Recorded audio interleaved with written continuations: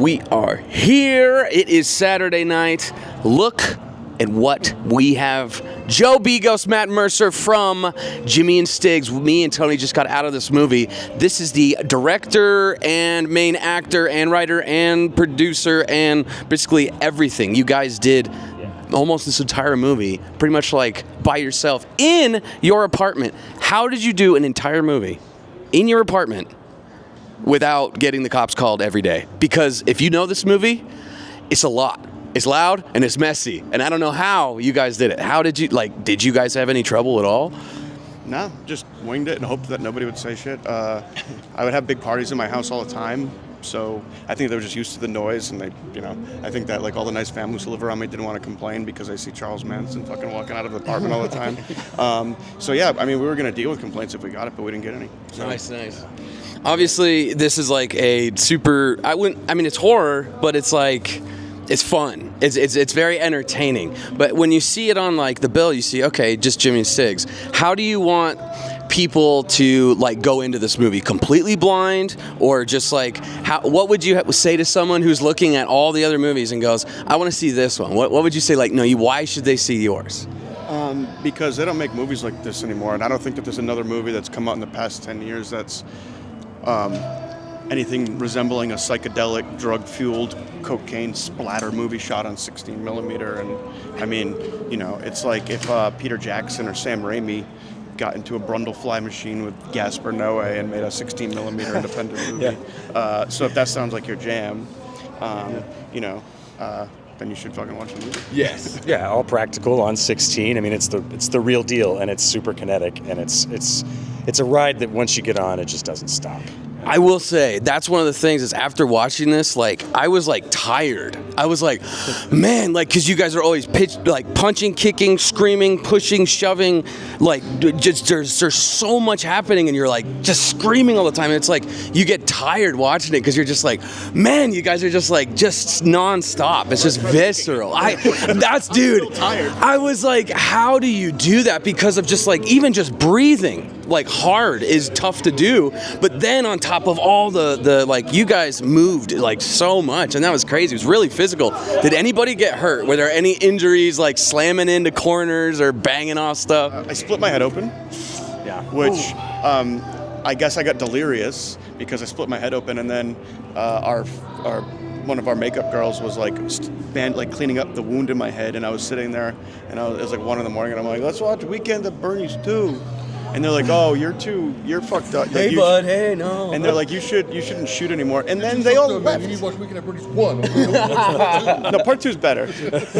But then they all left me there, and I'm the next day, I'm everybody left me there. I was I could have fucking died if I was actually that. My head was all fucked up. Yeah, I was worried about your brain expanding against just because he was hit hard. Yeah. And you did chip your tooth. Yeah, my teeth are still chipped because I can't afford that. We gotta sell the movie before I can fix it. Dude. But when I put the pliers in my mouth, I chipped my teeth right here. Blood, sweat, tears, chipped teeth. What else was put into this movie? Everything. I bruised my ribs once and then re-bruised them in the same spot during we have a big fight scene in the middle of the movie, and I did it twice. But my physical stuff wasn't nearly as insane as his stuff, as Joe's stuff. Joe was literally throwing himself over desks and stuff that I, very gracefully, I would have really fucked myself up if I had done that. But I think I had a couple bruised ribs, and somewhere in the fight I had a concussion for a second.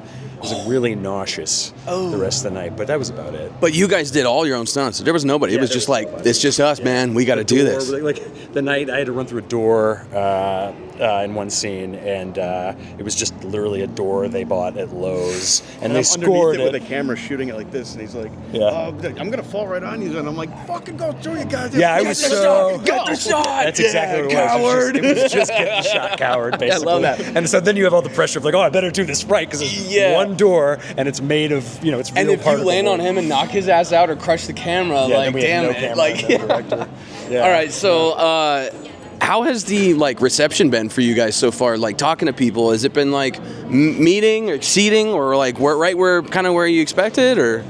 Yeah, great so far. People, I mean, people it's- love it. Yeah. But the people that are watching it are the audience. You know, I'm curious when it comes out, and like my dad was when we're making it, he's like, "You got to change the fucking title. People are gonna think it's a buddy comedy." I'm like, "Well, it kind of is." I mean, yeah. It's a movie about friendship, and so I think, you know, even though it's this like kinetic thrill ride filled with practical effects and lots of slime and gore, it really is about.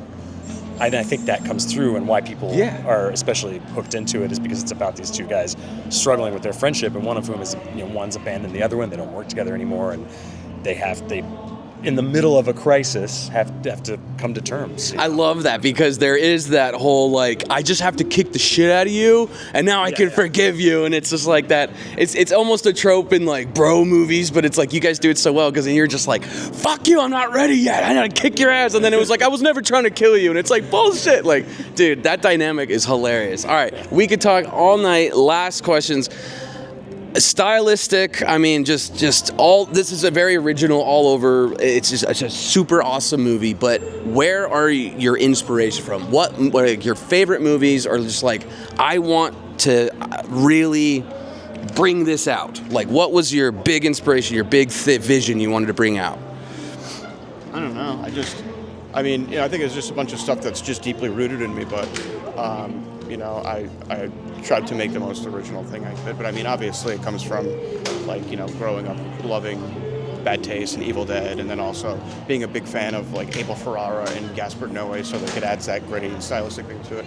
And then, interestingly enough, you know, it's like a lot of people make a movie like this is their first movie, where it's like, we're going to shoot over the course of this, and, like, it's going to be small scale.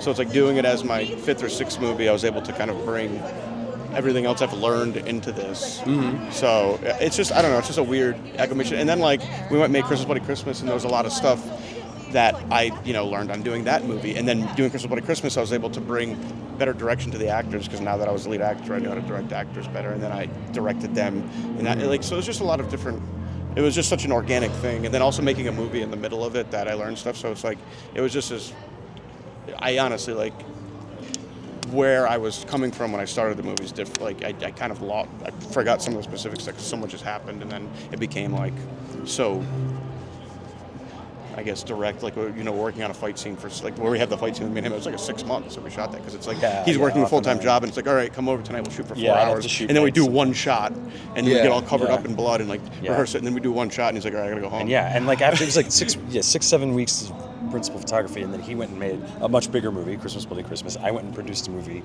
called The Dead Thing, and I think we both learned stuff from that and brought that back. Yeah, we just saw that. Oh, really? Yes, we did. Cool, thank you. Incredible. Glad you watched Holy it. shit, yeah, thanks. So yeah, we would come back and start shooting again, and our schedules would be, you know, I'd have to, I'm an editor during the day as well, so I'd have to work all day and then come at night and we'd shoot for a while. So, you know, but we just, you know, that energy you were talking about, we would just have to figure out where we were and bring it back in and try to match everything. And there's, you know, pans in the movie where you whip from one room to another, and it's a year and a half later in shooting, you know, and but it's seamless, because he has this incredible memory for exactly where the energy was. I mean, we had playback and stuff, but he also knows where it needs to be, and if I wasn't there, he would get me there, you know, jack up my energy. Like the director eye, the vision. Exactly. He's got, like, I know that. Yeah, exactly. So, and I also remember, I mean, you were asking about influence. Going into it, we both, I mean, I know he was inspired by Raimi and Henenlotter and Cameron and all that, and so, and No Way. So going into it, trying to bring all that into the kineticism of the full roller coaster ride. And I love those movies, so when we were talking about that, I was like, oh, this is everything I've always wanted to do. Yeah. So I felt very lucky that he wanted me to do this role. Yeah, and I will say, like, whether you like zombies, aliens, gore, horror, you don't like it or you do like it, these guys are genuine. You can see it in the film. It's genuine, like Friends, genuine film, just genuine acting. Everything about this is just real, practical. It's awesome. You guys are freaking, you guys made something amazing. I can't wait to see this shit blow up. You guys fucking rule. Thanks so much for taking the time and talk to us. Thank you. Thanks, guys. Thanks for talking to us.